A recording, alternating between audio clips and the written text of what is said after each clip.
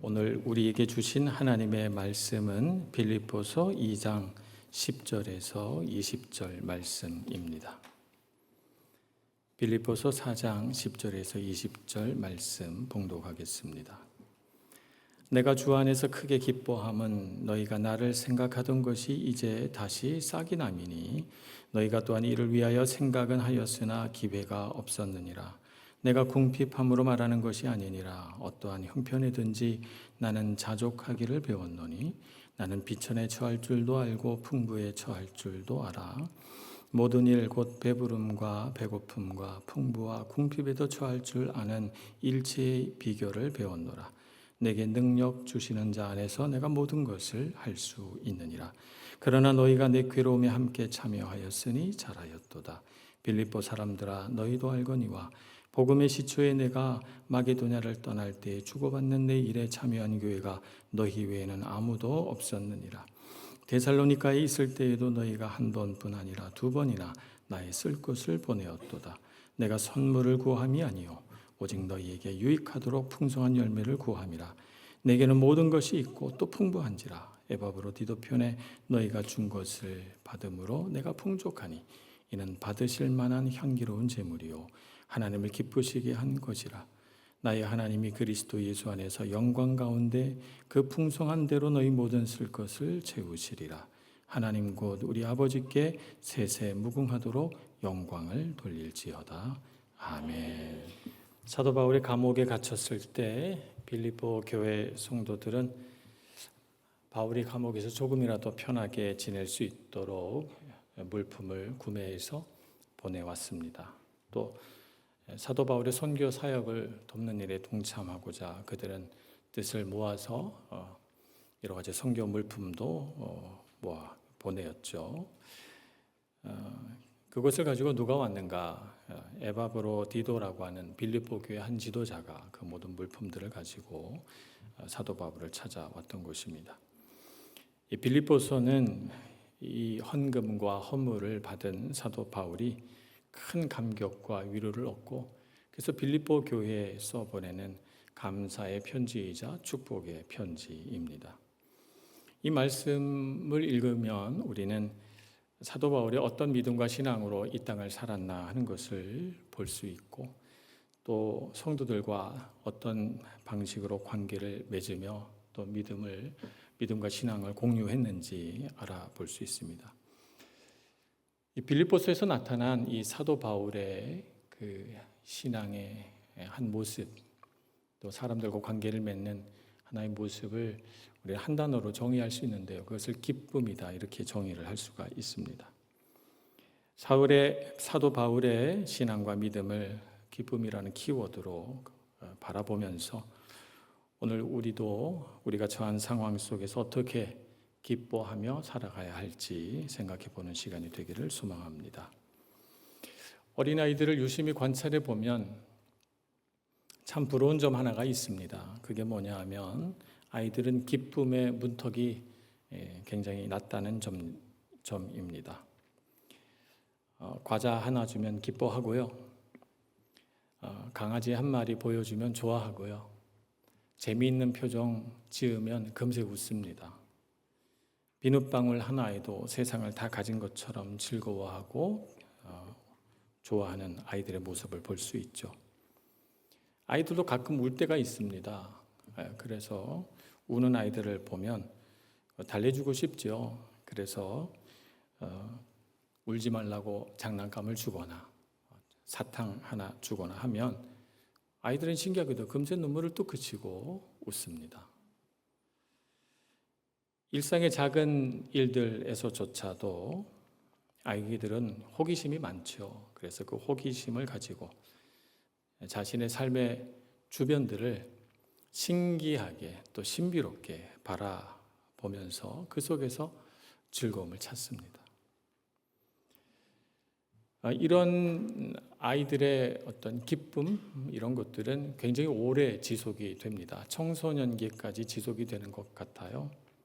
그래서 작은 일에도 금세 웃음을 터뜨리는 청소년기에 있는 아이들의 마음을 가리켜서 옛부터 바람만 불어도 웃는다 그러고 낙엽만 굴러가도 웃는다, 이렇게 어른들이 표현하고는 했습니다. 그런데 나이가 들고 어른이 되어 갈수록 사람은 달라지기 시작합니다. 어릴 때의 그 순수한 웃음, 가벼운 마음이 나이가 들수록 점점 무거워지고 기쁨을 찾는 일은 더 어렵게 느껴집니다.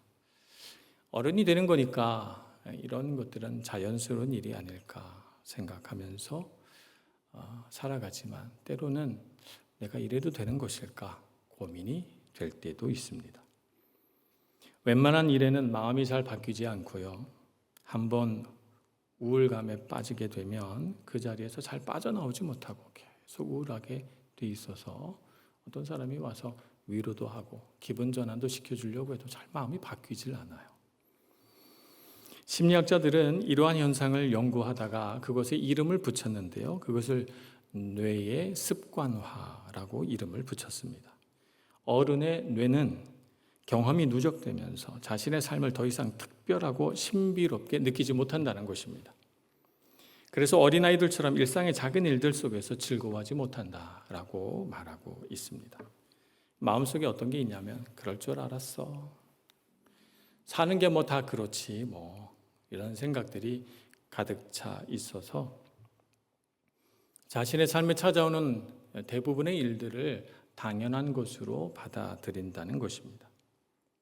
더구나 나이가 들어갈수록 다가올 위험을 대비하고 미래를 위해 끊임없이 현재를 분석하고 예측하느라 감정이 쉽게 바뀌어지지 않습니다. 자신이 감당해야 할 역할, 타인의 시선에 대한 부담감, 경제적인 또 사회적인 책임들, 이런 것들이 점점 더 커지기 시작하니까 기뻐하기보다는 자신이 해야 하는 뭐뭐 해야 한다의 노예가 되어서 그 무게와 그 책임감에 눌린 채 얼굴에 웃음기가 사라져 가는 것입니다. 이렇게 삶의 무게가 무거워지고 삶을 바라보는 기대치도 높아지다 보니까 아이들처럼 소소한 일상을 그 자체로 누리지 못하게 되고 그만 마음에서조차도 기쁨을 잃어버리게 된다는 것입니다. 마음속에 할 일이 태산인데 내가 그럴 여유가 어디 있어. 마음을 쉽게 바꾸지 못한 채 그저 해야 해 라고 생각하며 살아갑니다. 오늘 본문의 사도 바울은 차갑고 어두운 로마의 감옥 안에 있습니다. 인간적으로 보면 정말 미래가 불투명하죠. 언제 사형을 당해도 이상하지 않을 국가적인 죄인으로 그는 로마 감옥에 갇혀 있고 많은 사람들이 그를 미워하며 그를 죽이고자 합니다. 염려와 불안으로 살다고 하면 이보다 더 불안하고 염려가 가득한 삶이 있을 수 있을까요? 감옥 안에서 사도 바울의 마음은 그러한 인생에 대한 절망과 불안으로 굳어지지 않았을까요? 게다가 사도 바울은 그동안 자신이 복음을 전하면서 개척한 많은 교회와 성도들이 신앙생활을 잘 하기를 바랬기 때문에 감옥 안에서도 대단히 바빴습니다. 여러 교회로부터 편지가 왔고 그 편지에 보면 교회마다의 그 문제들, 성도들의 어떤 신앙생활에 대한 어떤 이런 상담들 이런 것들이 있었기 때문에 끊임없이 이들을 향해서 편지를 써서 그 문제를 해결해주고 상담해 주어야만 했습니다. 그러니 그가 가진 영적인 책임감이 얼마나 컸을까요? 그런데도 오늘 사도 바울은 이렇게 말합니다. 내가 주 안에서 크게 기뻐함은. 그리고 또 말하기를 나는 자족하기를 배웠노니. 이렇게 고백하고 있습니다. 사도 바울이 감옥 안에서도 크게 기뻐할 수 있었던 이유는 무엇이었을까요? 상황이나 조건이 좋아서가 아닐 것입니다. 하나님 안에서 만족하고 기뻐하며 살아갈 수 있는 비결을 배웠기 때문에 세상의 조건에 자기가 처해 있는 상황에 휘둘리지 않고 영적인 어린아이처럼 기뻐할 수 있는 마음을 가졌던 것입니다. 지금 바울은 우리가 생각하는 것처럼 무슨 큰 성취를 이루어서 성공을 해서 기뻐하는 것이 아닙니다. 빌립보 교회 성도들이 보낸 작은 선물에 기뻐하고 있습니다. 그 보잘것없는 선물들 생각해 보면 감옥 안에서 그것을 누린다고 한들 그것이 얼마나 큰 위로가 되겠는가 싶은 그 작은 선물들 앞에서 사도 바울은 내가 주 안에서 크게 기뻐한다라고 말하고 있는 것입니다. 우리는 사도 바울처럼 하나님 안에서 우리 기쁨의 기쁨의 문턱을 낮추어야 할 줄로 믿습니다. 생각해 보면 우리 삶을 둘러싼 환경은 정말 기뻐할 일들로 넘쳐납니다. 길가에 피어있는 작은 꽃, 푸르고 맑은 하늘, 불어오는 산들, 바람과 같은 우리 일상에서 찾게 되는 신비로운 하나님의 세상이 우리의 마음을 기쁘게 합니다. 그냥 지나치지 말고 서서 하나님을 찬양할 수 있는 우리가 되기를 소망합니다. 그뿐만 아니라 외로운 타국 생활, 우리가 교회에서 만나게 되는 성도들과의 그 교제가 얼마나 귀합니까? 다정한 말과 소소한 여러 가지 섬김들, 주고받는 작은 선물들에 우리는 기뻐할 수 있어야 되겠습니다. 그 일들이 얼마나 귀한 일인가? 하나님께서 주신 사람이요, 하나님께서 주신 공동체요, 하나님께서 주신 마음 아니겠습니까? 그 마음을 나누고 그 마음을 기뻐할 때 우리의 삶에 어린 나이와 같은 기쁨이 찾아오는 줄로 믿습니다. 그뿐만 아니라 우리가 이 예배 자리에 앉아서 우리 귀로 아름다운 찬양을 들을 수 있다는 것이 얼마나 큰 은혜입니까? 어떤 사람은 듣고 싶어도 들을 수 없는 아름답고 웅장한 찬양을 우리 귀로 듣고 그 귀로 들음으로 우리가 감동할 수 있으니 그것도 은혜입니다. 내 눈이 거룩한 주님의 말씀을 읽을 수 있음에 감사해야 할 것입니다. 그 말씀 한 구절 한 구절을 깊이 묵상하며 참 감사합니다 라고 하는 마음이 우리 안에 채워지기를 소망합니다. 지난 금요일 단기 선교를 마치고 돌아왔습니다. 첫 번째 불가리아 단기 선교와 조금 다른 점이 있었는데 변성봉 선교사님께 사모님이 생겼다는 점이 가장 다른 점이었습니다. 그래서 저는 그 전주에 사모님을 뵙지 못했기 때문에 어떤 분이실까 굉장히 궁금했었는데요.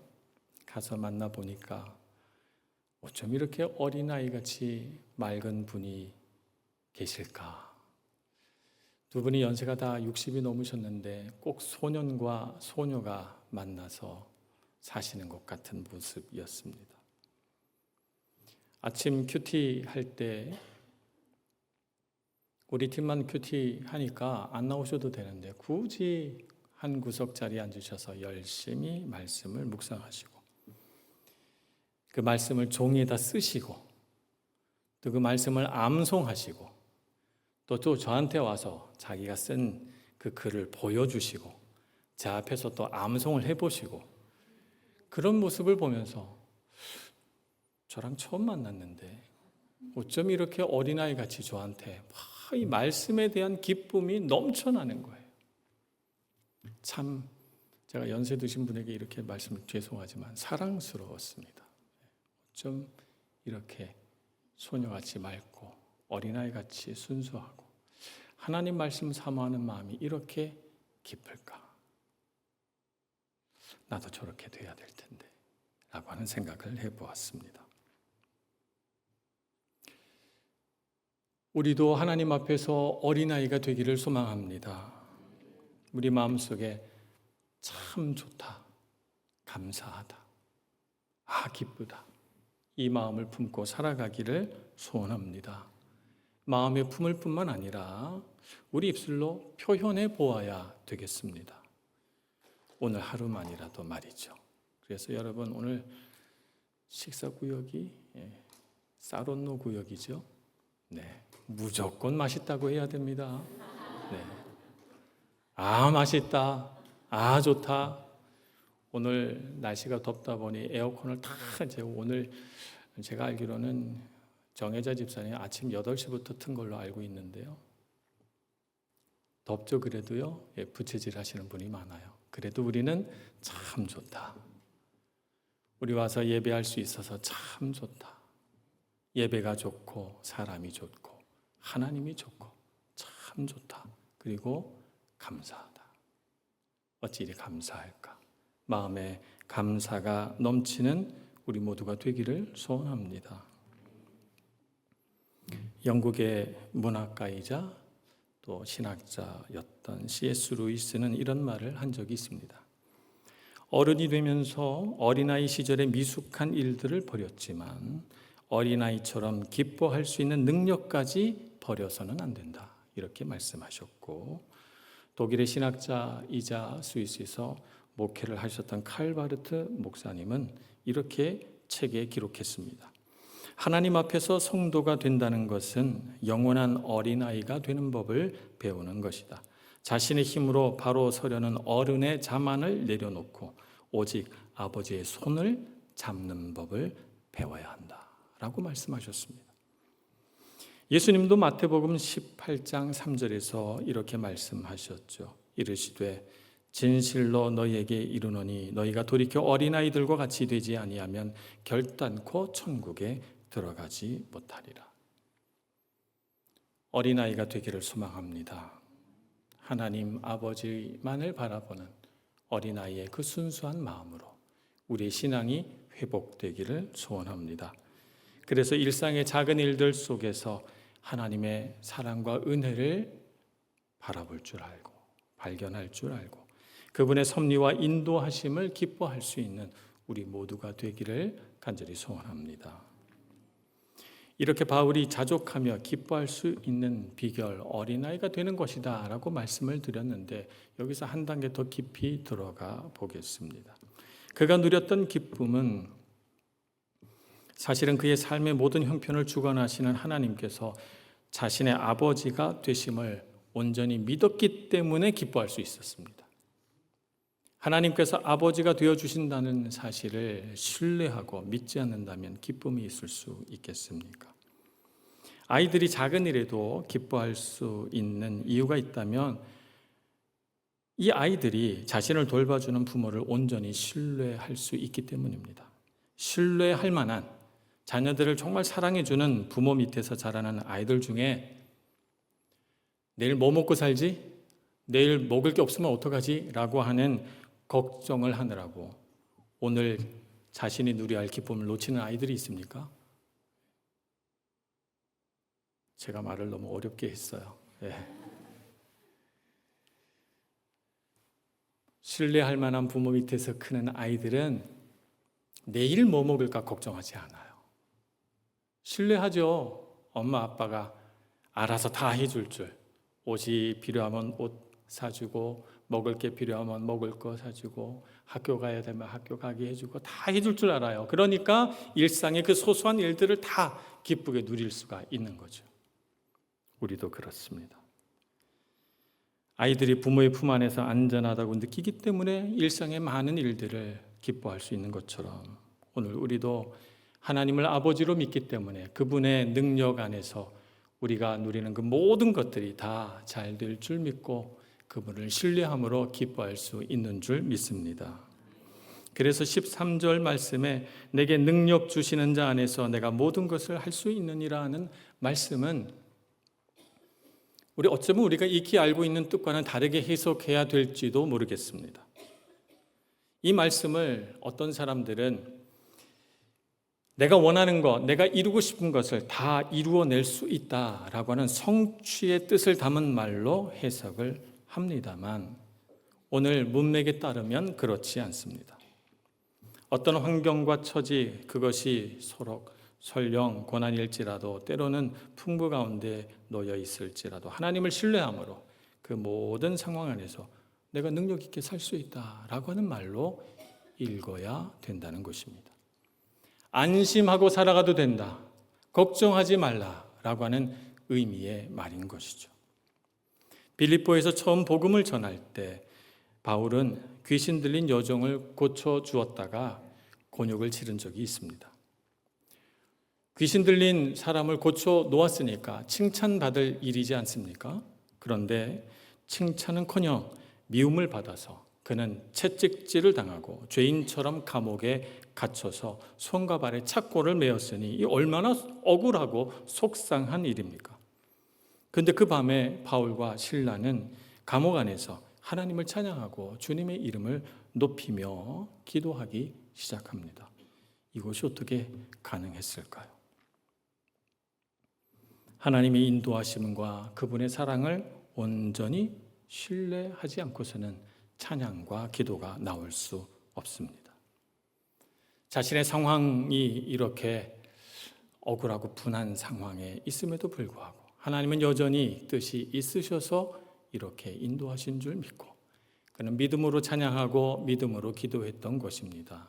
아니나 다를까 하나님이 지진을 일으켜 착고 다 벗겨내시고 감옥의 문을 여셨는데 그들은 도망가지 않고 그대로 남아 있습니다. 그리고 그 순간 절망하여 죄수들이 다 도망간 줄 알고 절망하여 스스로 목숨을 끊으려는 간수를 사도 바울이 불러 그를 하나님의 자녀로 삼는 놀라운 일이 감옥 안에서 벌어지게 됩니다. 그 일을 위하여 하나님이 감옥까지 가게 한 것이죠. 하나님의 일을 우리가 어찌 다 알겠습니까? 하나님을 신뢰함으로 그분을 믿음으로 우리가 놓여져 있는 어떤 상황에서도 좌절하지 않고 기뻐할 수 있는 우리가 되기를 소망합니다. 바울과 실라가 누린 이 기쁨, 그들이 올려드렸던 찬송은 하나님을 신뢰하기 때문에 나오는 기쁨이라고 이렇게 말할 수가 있겠습니다. 또 다른 표현으로는 기쁨에서 나오는 영적인 담대함이자 또 기쁨에서 나오는 자유함이다, 이렇게도 표현을 할 수 있겠습니다. 세상이 주는 기쁨은 내가 무엇을 가지고 있거나 내가 하고자 하는 일들이 내 뜻대로 술술 잘 풀리거나 할 때 생겨납니다. 돈을 많이 벌거나 성공하거나 건강하거나 타인의 칭찬과 인정을 받거나 같은 나의 외부에서 주어지는 자극으로 인해서 기쁨이 오죠. 그러니 늘 외부 상황이나 환경에 민감합니다. 거기에 따라서 기쁠 수도 있고 기쁘지 않을 수도 있어요. 그러니 내 기쁨을 내가 유지하기가 어려워요. 왜냐하면 외부 상황에 따라서 계속 바뀌니까요. 그러나 하나님을 신뢰함으로 우리가 누리게 되는 기쁨은 무엇을 얻어서 누리는 기쁨이 아니고 오직 하나님께서 나의 아버지가 되신다는 사실로 누리는 기쁨이기 때문에 상황에 따라 바뀌지 않습니다. 비록 내 손에 쥐어진 것이 적어도 내 삶이 정말 불확실해도 나를 돌보시는 하나님을 온전히 신뢰하기 때문에 내가 누리는 영적인 평안이자 내가 누리는 기쁨인 것이죠. 그래서 상황에 따라 바뀌지 않습니다. 예수님께서 사마리아를 지나가시다 우물가에서 만난 한 여인에게 이렇게 말씀하셨습니다. 내가 주는 물을 마시는 자는 영원히 목마르지 아니하리니. 요한복음 4장에서 말씀하셨는데요. 영원히 목마르지 않는 것이 무엇입니까? 하나님을 신뢰하면서 오는 기쁨인 줄로 믿습니다. 예수님은 하나님을 신뢰함으로 영원히 목마르지 않는 분이셨고 그 영원히 목마르지 않을 샘물을 이 여인에게도 주시고자 하셨던 것입니다. 하나님을 신뢰함으로 부족한 환경 속에서도 내면 깊은 곳으로 샘솟는 은혜를 누릴 수 있는 여러분 모두가 되시길 축복합니다. 어린아이처럼 작은 일에도 감사하게 만드는 능력, 그것은 하나님을 신뢰하는 데서 오는 줄로 믿고 그 거룩한 능력을 사모하며 그 능력을 누리는 여러분 모두가 되시길 축복합니다. 사도 바울은 오늘 말씀에서 한 가지 기쁨을 더 이야기하고 있는데요. 그것은 바로 고난에 참여하는 기쁨입니다. 14절 말씀에 그러나 너희가 내 괴로움에 함께 참여하였으니 잘하였도다 그럽니다. 마케도냐에서 떠날 때 아무도 사도 바울을 도와주는 사람이 없었는데 빌립보 교회에서 도와주고, 또 데살로니가에 있었을 때도 한 번 아니라 두 번 사도 바울에게 필요한 물품을 공급해서 도왔다는 것이죠. 언제나 사도 바울이 고난받고 있는 그 현장을 바라보며 우리도 그 고난에 조금이라도 동참할 수 있기를, 그런 마음으로 사도 바울을 도왔다는 것입니다. 바울은 빌립보 성도들의 선물을 기뻐합니다. 그 기뻐한 이유는 선물이 대단해서가 아니라 고난에 참여하고자 하는 참된 동력자의 마음을 보았기 때문에 기뻐한 것입니다. 고난 그 자체는 사람에게 어려움과 상처를 줍니다. 그래서 인간적으로 보자면 결코 즐거워할 수 없죠. 여기서 고난에 참여하는 기쁨이라 하는 것은 고난 그 자체가 아니라 그 고난 너머에 있는 영적인 신비를 바라보는 마음을 가리키는 것입니다. 예수 그리스도 안에서 그 고난 너머에 있는 신비로운 기쁨을 맛볼 수 있기 때문에 고난에 참여하는 기쁨이라고 부르는 것입니다. 주님을 사랑하는 사람은 주님이 걸어가신 그 고난의 길에 함께 서고자 합니다. 누군가를 사랑하면 그 사람이 서 있는 곳에 같이 서 있고 싶잖아요. 그죠? 그런 것처럼 예수님을 사랑하는 사람은 예수님이 걸어가신 십자가 길에 서고 싶습니다. 그래서 그 십자가의 길에 서니까 어떤 은혜가 있는가 하면 주님을 더 가까이 느끼게 되고, 주님께서 걸어가신 그 십자가의 길에서 주님과의 친밀감이 더욱 깊어집니다. 그래서 그 십자가의 길을 걸으며 즐거워하는 것이죠. 세상은 고난당한 자를 외면하고 피합니다. 혹시라도 그 고난의 파편에 맞을까 두렵기 때문입니다. 그러나 그리스도인은 고난을 피하지 않습니다. 십자가의 길을 걸어가신 예수님의 그 길에 동참하는 것이기 때문입니다. 그래서 그리스도인에게는 고난에 참여하는 것은 기쁨이요 영광입니다. 그리스도 안에서 한 가족이 된 믿음의 공동체는 다른 사람의 고난에 기꺼이 참여함으로써 세상이 줄 수 없는 깊은 은혜와 사랑과 기쁨을 나누어 줍니다. 그래서 사도 바울은 빌립보 교회 성도들을 기억하며 그들이 고난에 참여한 것을 놓고 하나님이 받으실 만한 향기로운 제물이요 하나님을 기쁘시게 한 것이라고 부르고 있습니다. 고난 받는 자를 돕기 위해서 내가 기꺼이 감수한 희생 그리고 헌신은 하나님 앞에 드려지는 예배가 된다는 것입니다. 그리고 하나님을 기쁘시게 하는 향기로운 제물이 된다는 뜻이죠. 고난 당하는 자와 함께하는 사람의 마음을 하나님은 자신을 향한 마음으로 받으십니다. 그래서 네가 나의 고난에 참여해 줬구나 이렇게 생각하신다는 것이죠. 우리를 사랑하사 우리를 위하여 십자가의 길을 스스로 걸어가신 예수님도 자발적으로 다른 사람의 고난에 참여하는 성도들의 마음을 바라보며 그들이 예수님의 고난에 동참한 것으로 그들의 고난을 바라보십니다. 고린도후서 4장 10절 오늘 우리가 교독문에서도 읽었습니다만 우리가 항상 예수의 죽음을 몸에 짊어짐은 예수의 생명이 또한 우리 몸에 나타나게 하려 함이라고 했습니다. 고난에 참여함으로 예수의 생명이 우리 몸에 나타나게 될 줄로 믿습니다. 우리가 고통당하는 자와 함께하여 그들과 함께 울고 그들의 고난을 함께 느낌으로 하나님께 드려지는 향기로운 제물이 될 줄로 믿습니다. 우리의 마음 고난에 동참하고 동역하고자 하는 그 마음을 하나님께서 받으시고 예배로 여겨 주실 줄로 믿습니다. 그러니 고난당하는 자와 함께 함으로 주님께 더욱 가까이 나아가시고 더욱 친밀한 자리에 서서 주님께서 주시는 기쁨을 마음껏 누리는 여러분 되시길 축복합니다. 삶의 어려움들이 많죠. 어린아이와 같이 기뻐하는 마음을 회복합시다. 어려우면 어려울수록, 미래가 불확실하면 불확실할수록 하나님 아버지를 믿고 신뢰하며 어린아이처럼 즐거워하는 우리가 되기를 소망합니다.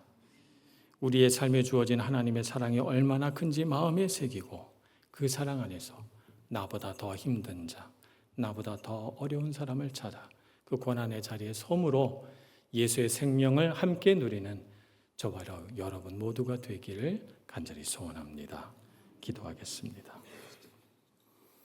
자비하신 하나님, 우리에게 기쁨을 주시기를 소원합니다. 기뻐할 만한 일들이 있어야 기뻐할 수 있는 줄로 알고, 기쁨이 없다고 탄식하며 때로는 원망하며 살아왔습니다.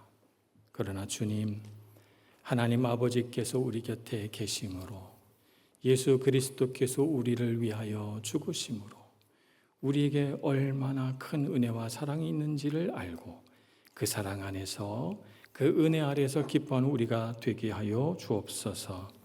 그래서 우리가 누리는 그 기쁨과 즐거움으로 고난당하는 사람들을 위로하고 격려하며 세우는 저희들 되게 해주시고, 하나님의 나라 이루어가는 우리 밀라노 한인교회 되게 하여 주옵소서. 예수님의 이름으로 기도합니다. 아멘.